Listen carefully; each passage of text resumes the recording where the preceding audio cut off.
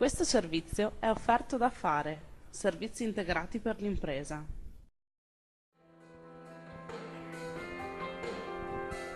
Iniziano ufficialmente i lavori per la costruzione del nuovo polo ospedaliero unico per acuti della ULSS 17. Alla presenza dei sindaci e degli amministratori del territorio si è svolta la presentazione ufficiale del progetto. Erano presenti anche il presidente della regione Veneto Galan e il presidente della provincia Barbara Degani. A Schiavonia, zona centrale dell'intero bacino di utenti della ULSS 17, gli abitanti dei 46 comuni interessati avranno a disposizione un polo di eccellenza ospedaliero facilmente raggiungibile grazie alla nuova strada regionale e alla futura metropolitana di superficie. Il polo sorgerà su un'area di 250.000 m² e potrà ospitare 447 posti letto. Il direttore generale dell'azienda ULSS 17, Giovanni Pavesi, spiega cosa comporterà il nuovo ospedale per gli abitanti della zona. È un ospedale su cui concentriamo l'attività che stiamo svolgendo su altri plessi ospedalieri, quindi dovremo farla con costi minori e con un'attrezzatura e una struttura più moderna, quindi dovremo migliorare i servizi per la popolazione e al contempo questi servizi dovrebbero costarci meno.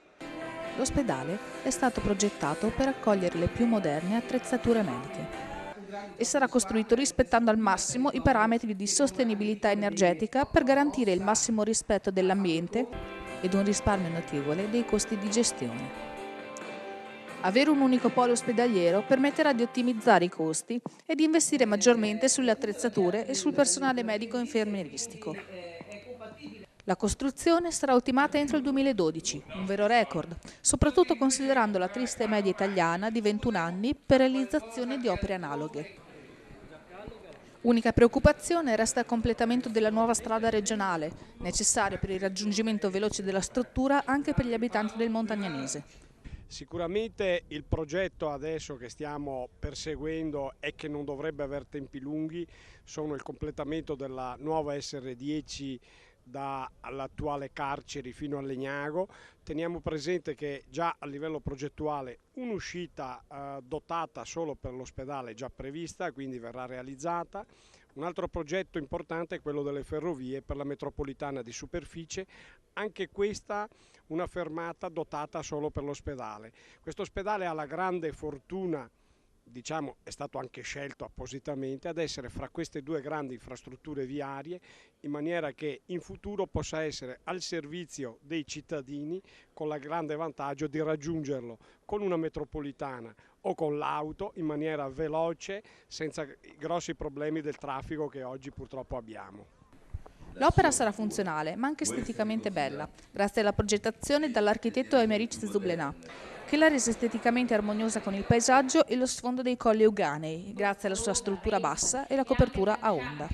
Un ospedale non solo bello, ma studiato apposta in maniera innovativa. Non è un ospedale in altezza come succede normalmente, un ospedale in larghezza, quindi un ospedale basso, un ospedale comodo alla grande viabilità, sia quella della SR10 sia le ferrovie. È prevista poi il passaggio dell'SFMR, cioè la metropolitana di superficie, quindi con qui la possibilità di avere una stazione, tantissimi parcheggi, proprio perché l'ospedale deve essere accessibile, ma con altissime tecnologie, sia per quanto riguarda la costruzione, quindi la tutela dell'ambiente, è previsto anche il fotovoltaico, sia però anche l'alta tecnologia prevista per i macchinari, perché le persone che ci verranno qui a curarsi hanno bisogno della massima tecnologia, quindi in questo ospedale troveranno tutto ciò. Il progetto è stato possibile grazie all'accordo di tutto il territorio. Va quindi elogiata l'opera dei sindaci, che in questi anni di confronto hanno saputo superare i propri campanilismi e far comprendere ai propri cittadini l'utilità comune di quest'opera.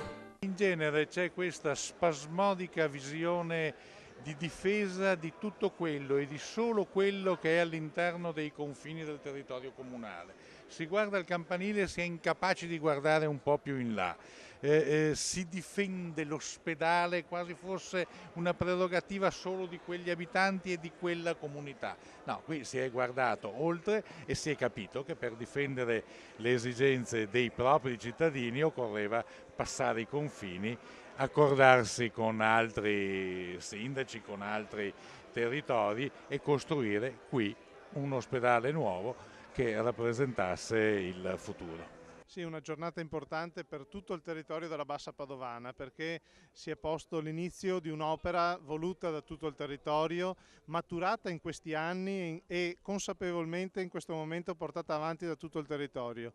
Per ogni sindaco di città capomandamento rinunciare al proprio ospedale non è stata una scelta facile, però in questo momento ci si è resi conto tutti che rinunciare al proprio campanile per fare un'attività e un'opera che sarà di utilità per tutti i cittadini della Bassa Padovana è stata una scelta importante e lungimirante. Accanto a questa però l'impegno che deve continuare per realizzare quelle opere che portano a questo ospedale. La viabilità è fondamentale nella nostra zona, pensiamo in particolare al completamento della SR10 che consente di portare tutto il territorio del Montagnanese nel nuovo ospedale che si andrà a realizzare.